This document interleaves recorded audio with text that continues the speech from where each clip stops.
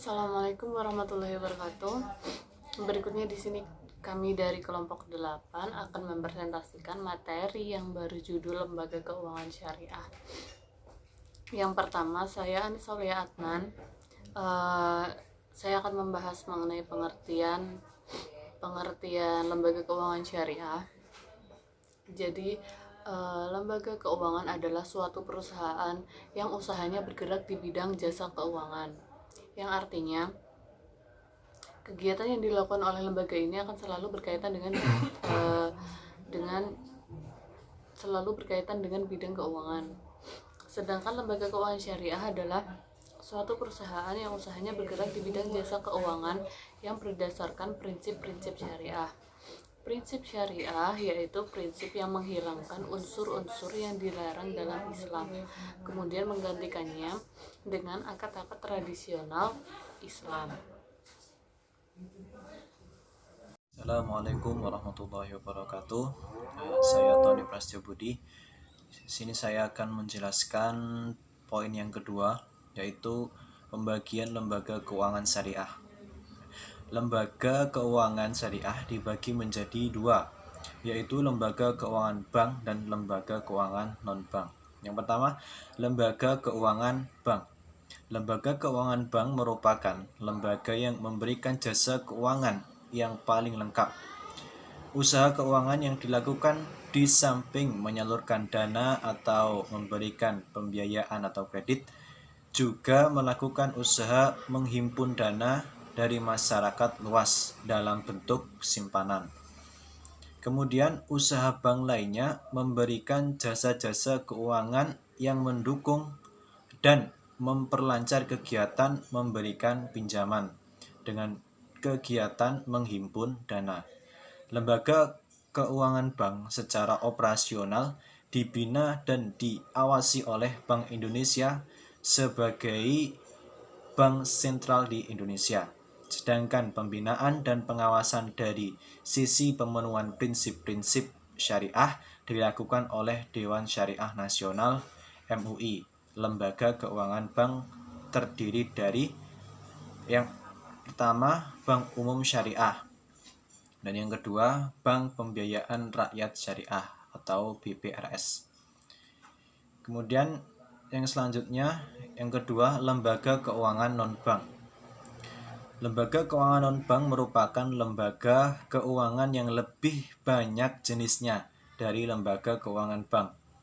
Masing-masing lembaga keuangan non-bank mempunyai ciri-ciri usahanya sendiri. Lembaga keuangan non-bank secara operasional dibina dan diawasi oleh Departemen Keuangan yang dijalankan oleh Bapepam LK. Sedangkan pembinaan dan pengawasan dari sisi pemenuhan prinsip-prinsip syariah dilakukan oleh Dewan Syariah Nasional MUI. Lembaga keuangan non-bank antara lain terdiri dari yang pertama, pasar modal syariah. Yang kedua, pasar uang atau money market. Yang ketiga, asuransi syariah. Yang keempat, dana pensiun syariah. Yang kelima, perusahaan pegadaian, dan lain-lain, masih banyak lagi. Berikutnya, di sini saya akan membahas mengenai peran dan fungsi lembaga keuangan syariah.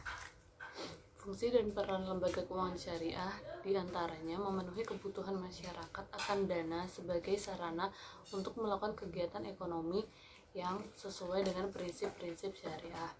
Misalnya, mengonsumsi suatu barang, tambahan modal kerja, mendapat manfaat atau nilai guna suatu barang, atau bahkan permodalan awal bagi seseorang yang mempunyai usaha prospektif namun padanya tidak memiliki permodalan berupa keuangan yang memadai. Terima kasih.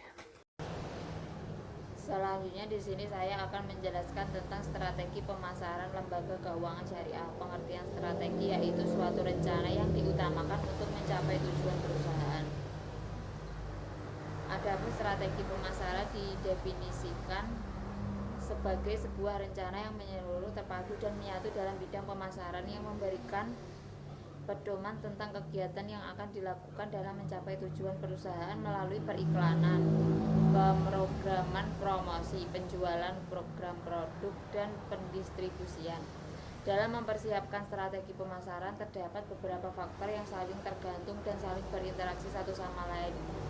Faktor-faktor tersebut adalah: yang pertama, organisasi yang melakukan tugas-tugas pemasaran; yang kedua, sesuatu, barang, jasa, ide, orang yang sedang dipasarkan; yang ketiga, pasar yang dituju; yang keempat, para perantara yang membantu dalam pertukaran arus antara organisasi pemasaran dan pasarnya; yang kelima, faktor-faktor lingkungan seperti faktor demografi, kondisi perekonomian, faktor sosial dan kebudayaan, teknologi, dan persaingan. Terdapat 5 konsep yang mendasari strategi pemasaran, yaitu segmen pasar, segmen posisi pasar, strategi memasuki pasar, strategi marketing mix, strategi penentuan waktu. Strategi pemasaran lembaga keuangan syariah dalam prakteknya merupakan cara yang digunakan untuk membantu dalam membuat dan menjual barang atau jasa yang sesuai dengan kondisi perusahaan atau lembaga dan berdasarkan selera konsumen yang dituju.